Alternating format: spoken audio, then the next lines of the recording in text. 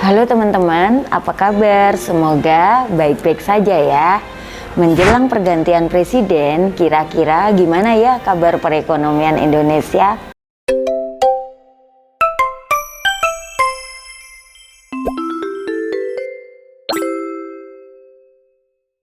Menteri Keuangan Ibu Sri Mulyani Indrawati buka-bukaan momen presentasi rancangan awal kebijakan ekonomi makro dan pokok-pokok kebijakan fiskal 2025 dalam sidang Kabinet Paripurna di Istana Negara. Sesuai mandat Undang-Undang Keuangan Negara, Menteri Keuangan menyusun kebijakan ekonomi makro sebagai landasan awal penyusunan Rencana Anggaran Pendapatan Belanja atau RAPBN. Namun, penyusunan kali ini sambil mempersiapkan kebijakan masa transisi ke pemerintahan baru. Dalam presentasinya di hadapan Bapak Jokowi dan jajaran Kabinet Indonesia Maju, Ibu Sri Mulyani turut memaparkan kondisi dinamika dan tantangan ekonomi global, seperti kenaikan suku bunga global yang kini dikenal tengah dalam kondisi higher for longer.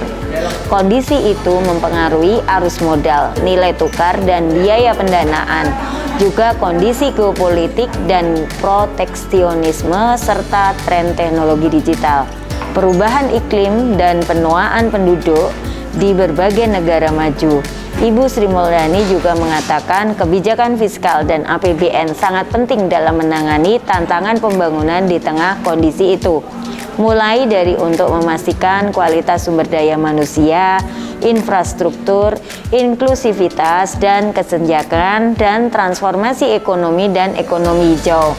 Makanya, ayo teman-teman, berbagai tantangan pembangunan harus ditangani dan diselesaikan. Ibu Sri Mulyani juga menekankan kebijakan fiskal dan APBN harus dijaga hati-hati, akuntabel, dan disiplin agar tetap sehat, kredibel atau dipercaya, dan berkelanjutan atau sustainable. APBN adalah instrumen penting dan strategis serta diandalkan untuk memecahkan berbagai tantangan pembangunan untuk mencapai tujuan Indonesia maju, adil, dan sejahtera. APBN juga menjadi instrumen penting dalam melindungi ekonomi dan masyarakat dalam menghadapi berbagai ancaman dan gejolak seperti pandemi, perubahan iklim, dan persaingan geopolitik. Tapi bagaimana teman-teman perjalanan APBN di Indonesia ini? Pemerintah telah menetapkan defisit APBN pada tahun depan di kisaran 2,48% sampai 2,8% terhadap produk domestik bruto atau PDB, lebih tinggi dari ketetapan defisit pada 2024 sebesar 2,29% terhadap PDB. Dengan semakin lebarnya defisit APBN, maka tentu kebutuhan pembiayaan melalui utang menjadi sangat besar. Hal ini dikarenakan masih adanya ketidakpastian global masih sangat tinggi. Ada perang yang belum selesai hingga kejatuhan ekonomi hingga resesi yang dialami negara maju.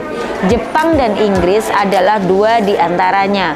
Kemudian APBN 2025 juga harus mengakomodir program dari Presiden terpilih 2024. Maka dari itu saat ini pemerintah sedang menunggu hasil dari KPU yang selanjutnya akan diadakan pembicaraan dengan tim pemerintah yang baru.